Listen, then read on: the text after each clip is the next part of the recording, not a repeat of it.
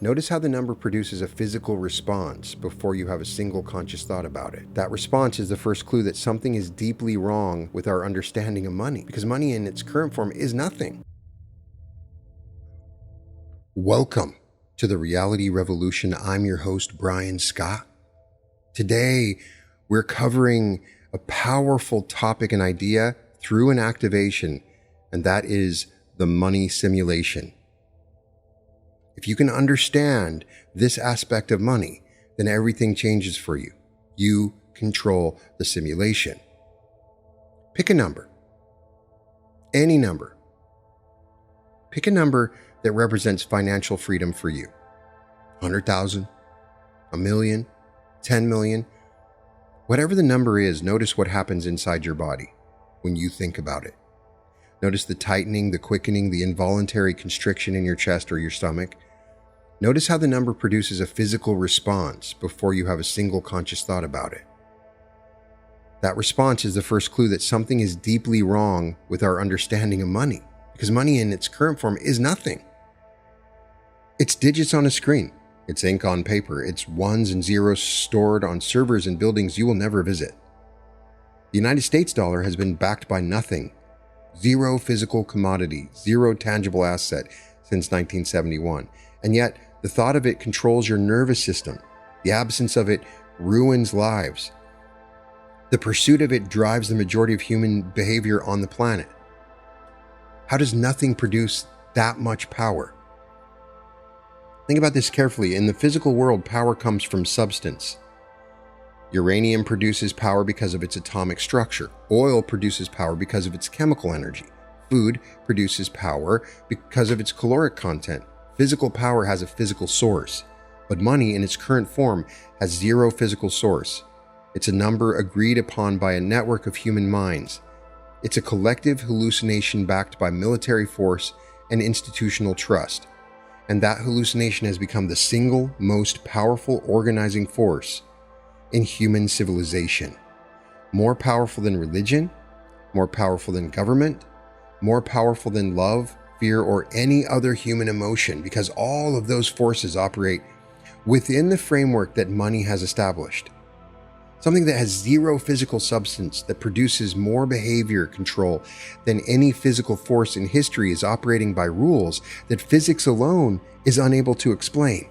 It's operating by rules of information, of code, of simulation. I've been thinking about this question for years, and the answer I have arrived at is one that will fundamentally change how you relate to wealth, abundance, and the flow of money through your life. Because money is behaving exactly the way a feature of a simulated reality would behave. It has the properties of code.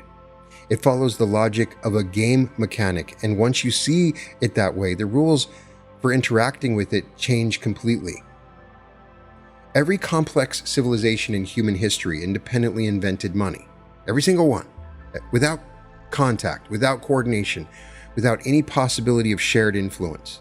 In Mesopotamia, around 3000 BCE, the Sumerians developed a system of commodity money based on the silver shekel. They recorded transactions on clay tablets, used barley as a parallel currency, and established the first known credit system through their temple economies. The Code of Hammurabi, created around 1760 BCE, contains detailed laws governing debt, interest, and financial contracts. In Egypt, at roughly the same time, a parallel currency system emerged based on the deben, a unit of weight applied to gold and silver. By 1550 BCE, the kite was added as a smaller denomination. The Egyptians developed their own accounting systems, their own laws of exchange, their own mechanisms of debt and credit. In China, the Shang dynasty was using cowrie shells as currency by 1500 BCE. The shells were so central to economic life that the Chinese characters for money, wealth, trade, and commerce all contain the radical for shell. By 1100 BCE, China had introduced leather money made from white deer hide. By 910 CE, they had invented paper currency 1,000 years before Europe. In the Indus Valley, archaeological evidence shows a sophisticated system of standardized weights used for trade as early as 2600 BCE. Weights so precisely calibrated that they follow a binary mathematical ratio, suggesting a level of economic sophistication that rivals anything in the contemporary world. In Mesoamerica, the Aztecs used cacao beans as currency. The Maya used jade, obsidian, and shell beads. These systems emerged with zero contact with civilizations of Eurasia, separated by an entire ocean and thousands of years of independent development. In West Africa, the Akan people developed the gold dust currency system, weighed on precision scales. In Oceania, the people of Yap carved enormous stone discs, some weighing thousands of pounds, that functioned as a currency of social obligation. Every single one of these civilizations arrived at the same conclusion independently. Human society requires a symbolic medium of exchange. Every one of them developed units of account, systems of debt, mechanisms of credit, and laws governing financial obligation. The forms varied: shells, metal, stone, paper, cacao, but the underlying architecture was identical. Consider how remarkable this is. These civilizations had different languages, different religions, different political structures, different climates, different food sources, different technologies. They shared almost nothing. And yet every single one of them produced the same solution to the same problem, as if the solution was built into the problem itself, as if the emergence of money was as inevitable as the emergence of language or agriculture. The anthropologist who has studied this convergence most carefully would tell you that money emerged because trade required it. The economist would tell you that the efficiency of barter demanded a medium of exchange. These explanations are reasonable, but they beg a deeper question. Why does the universe produce civilizations that require trade, produce complexity that demands currency, produce conscious beings who organize themselves around symbolic exchange? Why is this pattern so universal that it appears everywhere consciousness reaches a sufficient density? In biology, when the same feature evolves independently in unrelated species, it's called convergent evolution. Eyes evolved independently in vertebrates and cephalopods. Wings evolved independently in birds, bats, and insects. Flight evolved independently at least 4 separate times. When the same solution appears across unrelated lineages, biologists conclude that the solution is demanded by the environment itself. The environment makes the feature inevitable. Money converged across every human civilization the same way eyes converged across every complex organism, as if something in the structure of reality itself demanded its emergence, as if the code required it. Here's the second observation. Money has been progressively dematerializing across the entire arc of human history, and the direction of that dematerialization is unmistakable. It is moving toward pure information. First it was grain, a physical commodity you could eat. Then it was metal, a physical commodity you could weigh. Then it was coins.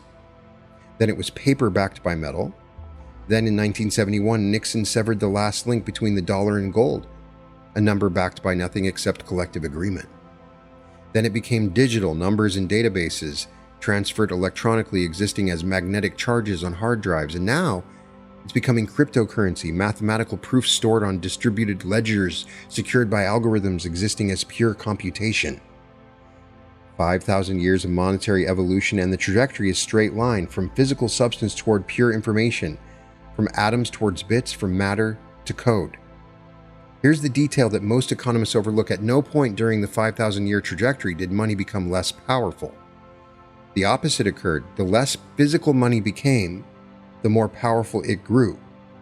Cowrie shells could buy a meal. Paper currency could buy a kingdom. Digital money moves trillions of dollars across the planet in milliseconds. Cryptocurrency operates without any central authority, any government, any institution, pure mathematics performing the function that temples and treasuries and central banks performed for millennia. The power of money increased in direct proportion to its dematerialization. The less substance it had, the more influence it exerted. This is the opposite of what you would expect if money were a physical commodity. And it is exactly what you would expect if money were information, because information becomes more powerful as it sheds its physical substrate. A letter carved in stone has less reach than a letter printed on paper. A letter printed on paper has less reach than a letter transmitted electronically. A letter transmitted electronically has less reach than an idea encoded in a global network. At every stage, the shedding of physical form amplifies the signal. Money has been amplifying its signal for 5,000 years. The signal is approaching purity, and pure signal, pure information is what runs simulations. If you were designing a simulated reality, a game, a matrix, a computational environment in which conscious beings could interact, compete, cooperate, and grow, you would need an in-game resource system. You would need a medium through which players could exchange value, track obligations, and allocate resources. You would need a system that was fungible, divisible, portable, and universally recognized within the simulation.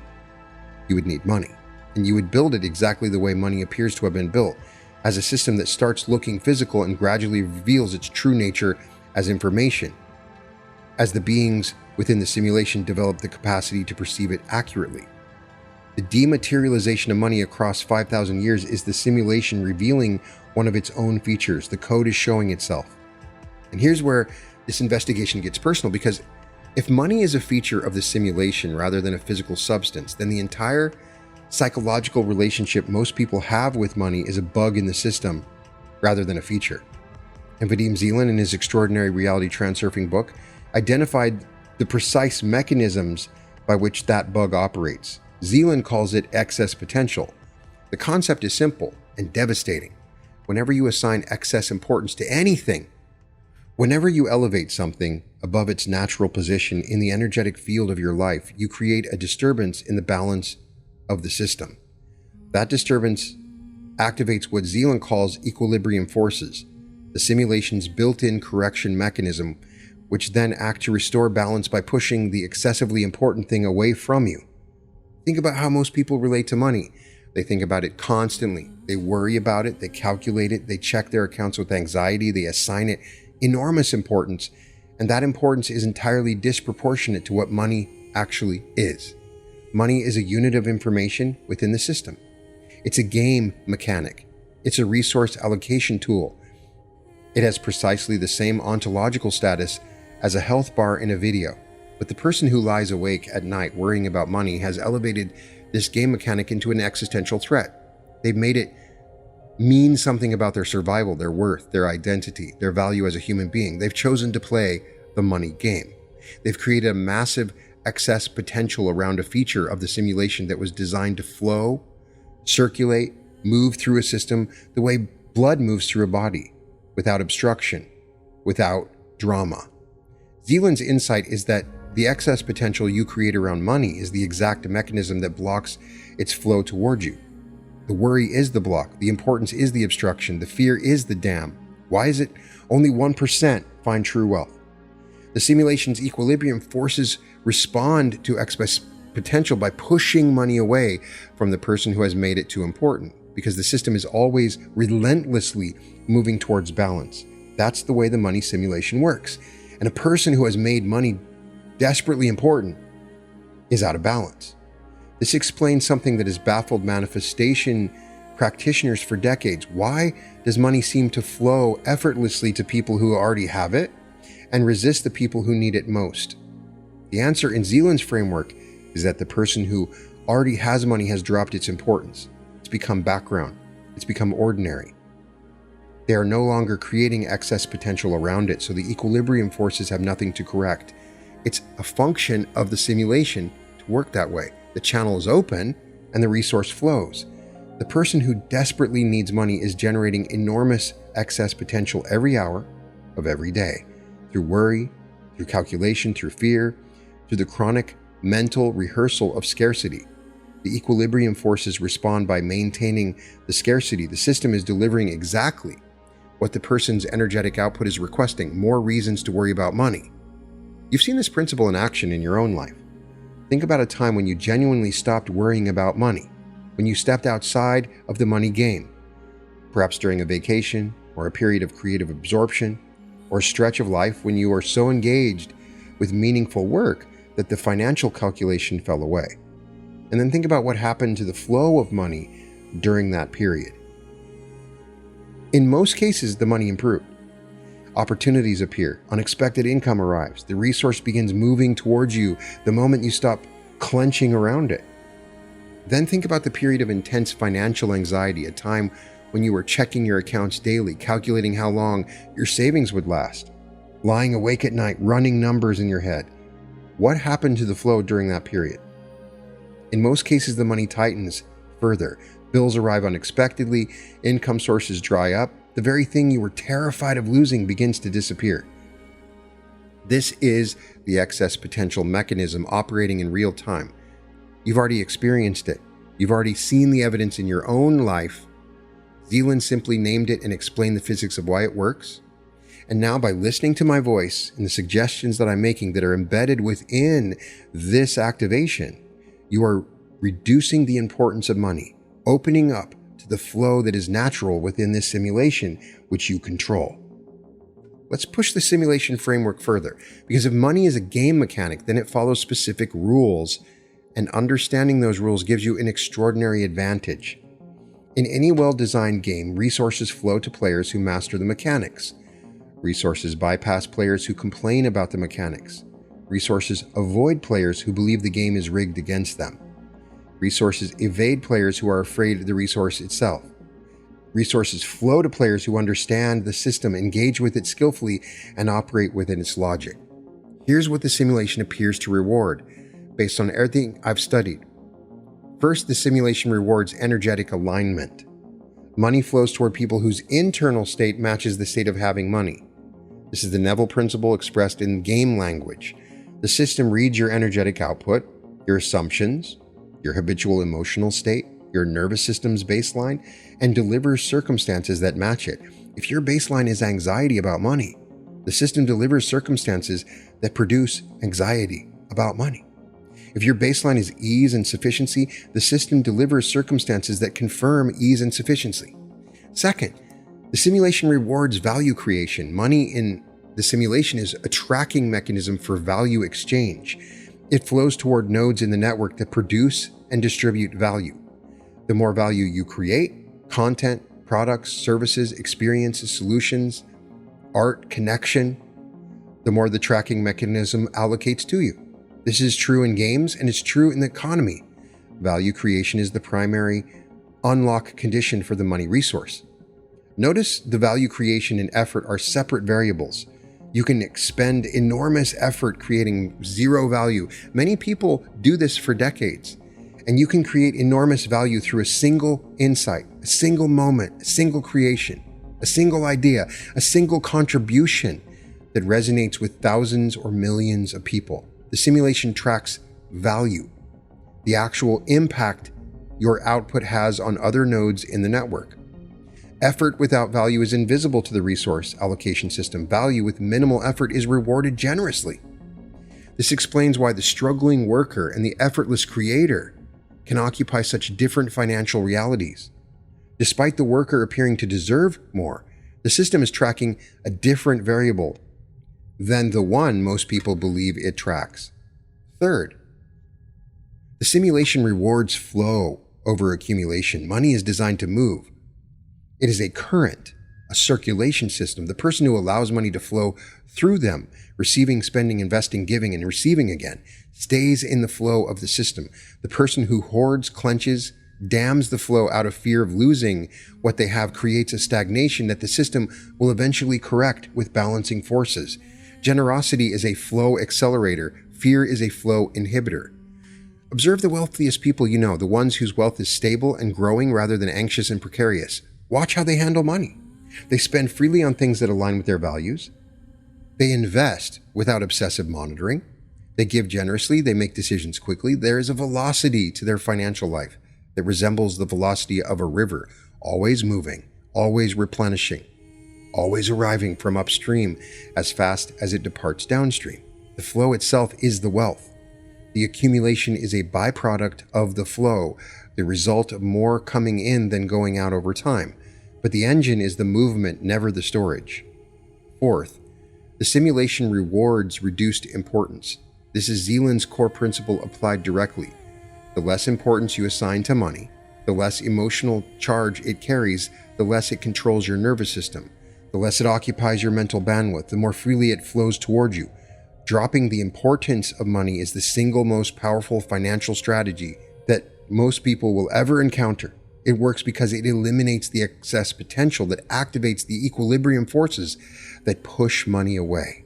And fifth, the simulation punishes desperation. Desperation is the highest form of excess potential. It is the energetic equivalent of screaming at the game. And every experienced gamer knows the moment you start screaming at the game is the moment the game goes harder. The system interprets desperation as a signal to increase difficulty because the system is designed to teach, and a player who is desperate has clearly missed a lesson that the system needs them to learn before it can advance them to the next level. The lesson desperation is trying to teach you is always the same. Drop the importance. Let go. Release the grip. Trust the system. Game is abundant. Resources available. The difficulty spike you're experiencing is the direct result of your own energetic output, and it will resolve the moment you change the output. Every player who has ever broken through a financial plateau can confirm this. The breakthrough came when the grip loosened, when the importance dropped, when the desperation dissolved into something quieter, something that felt like trust or acceptance, or simply the recognition that the game was never as hostile as it appeared to be. And here's the reframe that changes everything. If money is a feature of the simulation, it is a code, information, a game mechanic built into the architecture of the reality you inhabit. Then the word attract is the wrong verb. The language of attraction implies that money is outside of you and must be drawn towards you. The framing is incorrect. The accurate framing is this: you unlock money. The way a gamer unlocks a level, an achievement, or a resource cache. The money is already present in the code, already embedded in the simulation. It's already allocated to the version of the game you're playing. The question is whether you have met the conditions that trigger its release. And the conditions based on everything we've covered are internal. They're energetic. They are about the state of the player rather than the actions of the player. Drop the importance, eliminate the excess potential, align your internal state with the state of having, create value within the system, allow the resource to flow rather than clenching around it, and trust the game, because the game is designed to deliver the resources the player needs at the moment the player is ready to receive them. This is a fundamentally different relationship with money than the one you were taught. You were taught that money is scarce. The simulation contains infinite resources. You were taught that money must be earned through struggle. The simulation rewards alignment over effort. You were taught that money is the measure of your worth. The simulation uses money as a tracking mechanism for value exchange, and your worth as a conscious being is a separate variable entirely, one that was set to infinite before the game began. Every financial fear you carry is a misunderstanding of the game. Every anxious thought about the money is excess potential that activates equilibrium forces. I highly recommend that you read Robert Scheinfeld's book, Bustin' Loose from the Money Game, which addresses this very thing and gives you specific, actionable techniques that I have used to escape from the money simulation. Be sure to check out my episode on the treasure hunt, where I use Robert Scheinfeld's techniques of gaining and awakening your power and taking it back to awaken something within you that seems to escape from the game. Consider what would happen if a character in a video game became afraid of gold coins. If every time a gold coin appeared on the screen, the character flinched, contracted, and ran in the opposite direction, convinced that the coin was dangerous, or that accepting it would cause some future punishment. The player watching this behavior would find it absurd. The coins are there to be collected. They're part of the game. They exist to facilitate the character's progress. The character's fear of the coin is the obstacle. You are that character, and the coins are everywhere. The simulation has been trying to deliver resources to you your entire life. Every opportunity you missed because you believed you were unworthy. Every income stream that appeared and then dried up because your anxiety about it created the excess potential that pushed it away. Every windfall that arrived and then vanished because your relationship with money was so contaminated by fear that you were unable to hold the resource without clenching around it. All of it was the game, trying to give you the coins. And you were running from them because you had been taught that the coins were scarce, dangerous, hard to come by, and conditional. The coins are unconditional. The code delivers them based on unlock conditions, and the unlock conditions are about your state, your alignment, your flow. Never about your worthiness. Worthiness is a concept the simulation has zero use for. The game delivers resources to players who meet the conditions. The conditions are energetic, and obviously there are players that are not worthy of it receiving the money. And you can begin meeting the moment you finish listening to this episode. Zealand's framework offers one more piece of the puzzle, the pendulum. A pendulum in Transurfing language is an energy structure created by the collective thoughts and emotions of a large group of people focused on the same idea.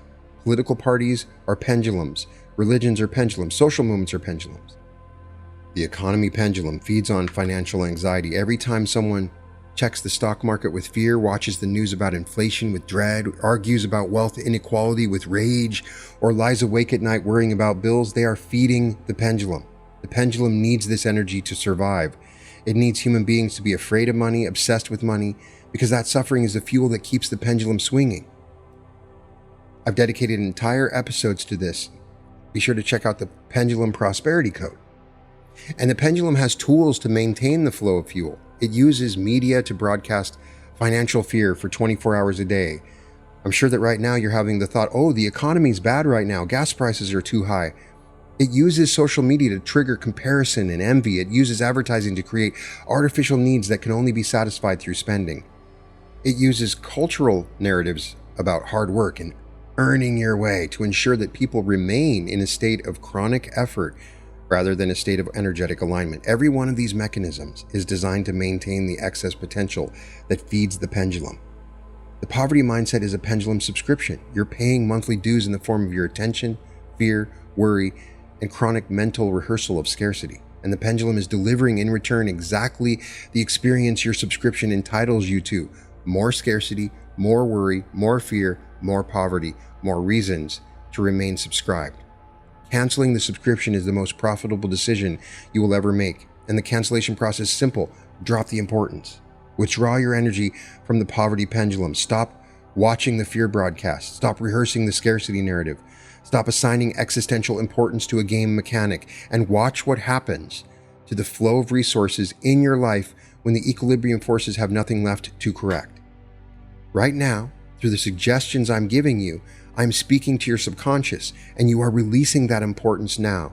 You can feel the shift happening now. You can feel the resources flowing towards you. This means something specific. You stop suffering about money while continuing to manage it skillfully. The competent player of any game manages their resources carefully. They track their inventory. They make strategic decisions. They plan their next moves. But they do all of this with calm engagement rather than existential terror. They manage because management is part of the game. The wealthy person and the anxious person both check their accounts. The wealthy person checks with the calm attention of a pilot scanning instruments.